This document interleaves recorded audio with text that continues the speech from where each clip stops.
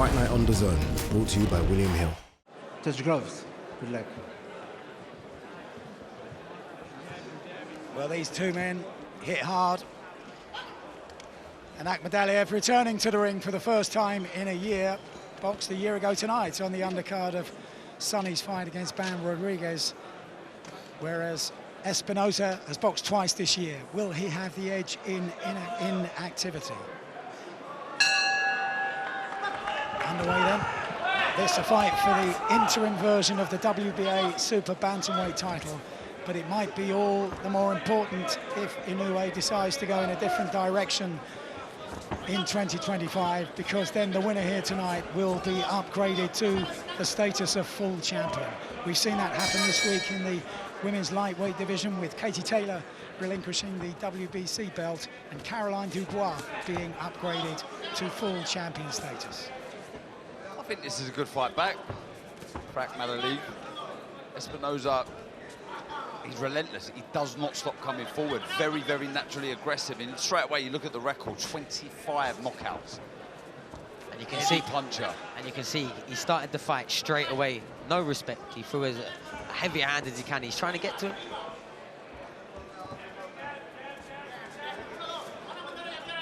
But I was saying, as he made his way to the ring, Espinoza, 2 of his 4 defeats have come against world champions. Daniel Roman, who Akhmadaliev beat to take 2 titles in the first place, and also beaten by John Riel Casimiro. A former opponent of my brother, actually. So shout out Charlie Edward. I think MJ would prefer an opponent that's going to come forward. When you've been out the ring for a year, it's hard to find your time and your distance. You can do all the sparring in the world, but I think when there's someone in front of you who's aggressive, you don't have to go looking for the shots. It makes it that much easier. I was out the ring for 14 months. The first guy I fought, Domenico Sparti, he just come ploughing forward. I didn't have to go looking for him, and that made life a little easier for me in the early stages of the fight. But I think straight away, Akhmadaliev, he's quite happy to, you know, try and find the range, try and find the openings right now. He's not really letting too much go, but you can see he's having a good look. They're battling with the front foot, though, stepping on each other's toes just then. And he can dig too. 12 wins, 9 of those have come inside the distance. And when you imagine and think about the quality of the opposition he's faced, 12 fights, 5 of those have been world title fights. Not the first of the pro recruits from the ex-Soviet republics to make very quick progress in the professional ranks. Espinoza just treading on the foot of Akhmadaliev. A couple of times you just see him fall off balance. That happens. Southpaw orthodox. Oh. Nice 1-2 there. Check hook to turn the corner. Oh, and a nice looping left hand. Don't know how much it landed. Both fighters with clear intention to throw some heavy shots in the first round. 3 left hands landing with differing varies of power from Akhmadaliev. A sign that he's completely over the injury that some said had troubled him for a long time. He broke it in a fight against Ronnie Rios, who we saw against Nick Ball in Liverpool recently. That was 2.5 years ago, and throwing it with some intention in that first round. And I think Espinoza definitely started the round quite sharp and quite sprightly. He was looking ready to encourage the pace. But I think as soon as MJ landed a couple of 1-2s and made him miss a few times, more importantly, he slowed down a little bit.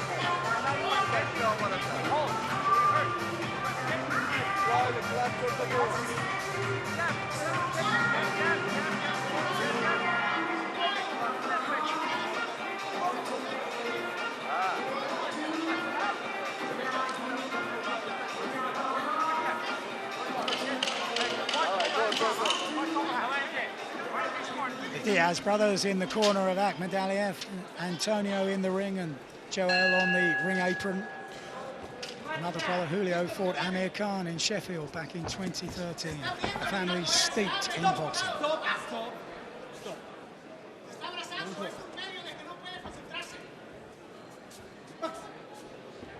Akhmadaliev just needs to get the rhythm with that jab, find that timing, find that distance, lots of feints, try and draw out the lead of Espinoza, because he will look to fire with that right hand. Espinoza. And the WBA badge fell off the back of Espinoza's shorts. Hopefully for him, that's not foreboding. Oh! Both fighters landing simultaneously there, strong shots, but there was success before that from Akhmadaliev. And again, he's just finding that inch to get away. Landing. Just finding that inch to get away with the pull-out, but Espinoza's getting close. And the shots that are going past, inches past his chin, they look heavy if they do land. And that's another thing, when you've been out the ring for a year, it's so surprising when you get caught with those little gloves on. And Espinoza, like we say, down at level, you must say, with the 25 stoppages that he does have, but still, he'll be feeling those shots. I love that jab, jab, in and out. You see the way he adjusted his lead foot for the third phase? That was class work there for Akhmadaliev.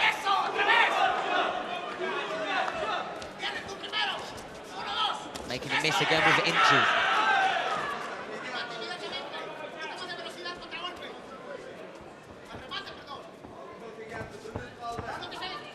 I think the straight right hand to the body, that's the shot for Espinoza. To the body of Akhmadaliev.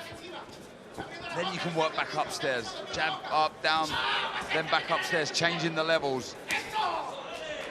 Akhmadaliev just moving an awful lot to his left. Let's see him vary up the movement just a little bit more. But I think where their split stances with the orthodox and the southpaw, he's trying to make the distance diagonally backwards. He's going back and then he's turning that corner because that right hand is a lot further away than the left hand. And a lovely left hook walked him on.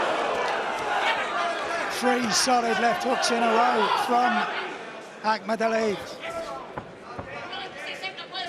What I love about watching Akhmadaliev, when he's in full flow, when he senses the finish is near or his opponent's hurt, he's relentless, he really is. And he really has began to find the range with that right-hand jab.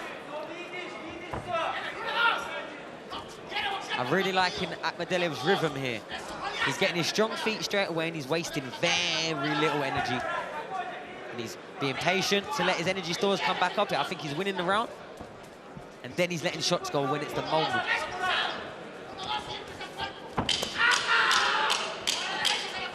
They like that one in the corner.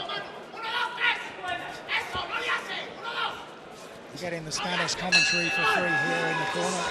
And these headphones are definitely not noise cancelling, I'll tell you that.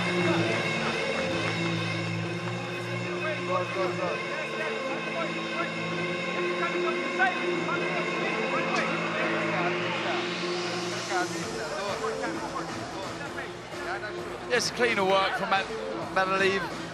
Looking for that left hand, then comes back over with the lead right hand, the feet good, just a bit clumsy with that movement there, Espinoza, just a bit reckless coming forward over that front foot. He walks onto a lovely left and he followed it up with another left hook.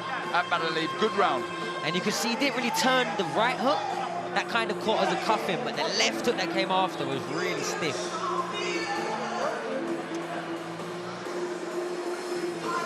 Some important developments in the super bantamweight division in the last 24 hours. Inoue was scheduled to defend the undisputed title against the Aussie Sam Goodman in 10 days' time, but Goodman has been cut in training, so that's been postponed for a month. And the big British showdown between Dennis McCann and Peter McGrail, scheduled for Riyadh next week, has been called off because of an adverse drug test finding in the case of Dennis McCann. McGrail still waiting to see whether there will be a replacement opponent found in time. Oh, that was a good right hook. And that after a very solid body shot as well. And again, Akhmadaliev really finding his range now with the right hand and following up with the left. Changing the level so well with the shots. The left to the body, then the right hook upstairs. And he's controlling the range in between the two fighters so well here, Akhmadaliev. This so far is a cultured, clinical performance in this third round. Yeah, it really is. He's a step ahead here with a speed of foot, of hands, just the actual know-how. This is the pedigree of an Olympic bronze medalist, beaten in the semi-finals in Brazil in 2016 by the Cuban Robeisy Ramirez, who would go on to take gold for the second time. Oh. Walking him onto hook. He's finding the follow-up left hand again. And he's finding the range. The first couple of rounds, he was really... Over he goes. There were those who questioned how effective the left hand of Akhmadaliev would be after he broke it 2.5 years ago. And Espinoza here slowly rises to his feet, almost in installments. And now there's still more than a minute to go. And he was tremendous 1-2, it really was from Akhmadaliev. And he's a vicious finisher, as we say. Espinoza looking for his shots. Brilliant punch picker. Right, left, right, left, and he's down. Down he goes. Yes, the referee takes up the count once again. Yes, he was off balance, but he was held down there by another punch. And still more than 45 seconds to go in the third. This is turning into an explosive performance from the pedigree man, Murodjon Akhmadaliev. And still not one backward step from Espinoza. Typical Mexican reaction to getting put down. He's swinging it out. The accuracy of these shots from Akhmadaliev, so impressive. Cannot miss, right hook. And still Espinoza's corner begging him to pull forward. They still think he can pull something out here, despite being floored twice, despite coming under huge pressure all over again. He's been beaten by 2 world champions, and he's on the cusp of completing the hat-trick here, but still flailing, still throwing shots, and down he goes once again, and this time the referee waves it off, and Espinoza, in fairness, showing very little in terms of intention to get out, and so that, in the end, is a quite brilliant performance from the former world champion who has sent a message to everyone in the super bantamweight division. Exactly that, Mike. That is a message, that is a statement to the rest of the division. Don't sleep on me. I've been out the ring a year, but look what I can do. He's a special talent, and that was a special victory. What a finish from Akhmadaliev.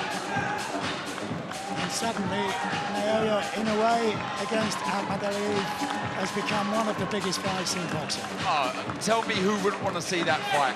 After that victory, the manner in which he ripped Espinoza to pieces with razor-sharp accuracy and power.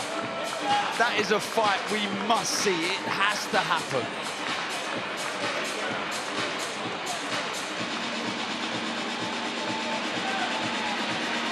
Measured and calculated from the start, draped in the flag of Uzbekistan, a nation so successful in the amateur ranks and the professional ranks. And that success we might be seeing in particular in the professional ranks for some years to come. Looking at how history has shown the Olympic Games can be a platform, well, Uzbekistan have been top of the medals table at 2 of the last 3 games.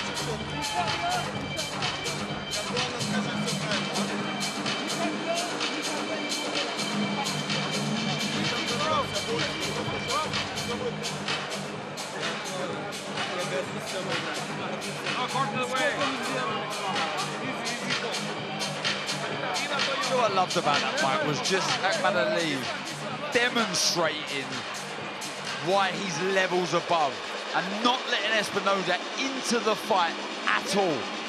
That 1-2, the left hand, an absolute peach. It really was a stunning shot. And this is a tough man, only stopped once. A man who can really punch, a man that really fancied this. But this man here, like I say, proving why he's levels above, proving why he should and needs to be in huge fights, Mike. And that last time he was stopped down, the only other time was on his feet in the 12th and final round. So the big one next Saturday, the rematch, Alexander Usyk against Tyson Fury. It was so close and so thrilling last time around. Will we get a repeat next week? Alexander Usyk, a very slight favourite. The big rematch next week, the heavyweight showdown for the WBC, WBA and WBO belts. Here, this is a man heading the charge now for more world title success. This was for an interim title, but there's every chance that at some stage in 2025 he'll be upgraded. Let's get the official time for the game.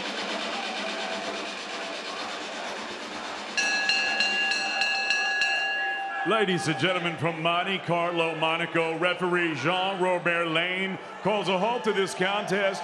The official time of the stoppage, 2 minutes, 59 seconds of round number 3, declaring your winner by TKO, and the new WBA Interim Super Bantamweight Champion, Murodjon Akhmadaliev.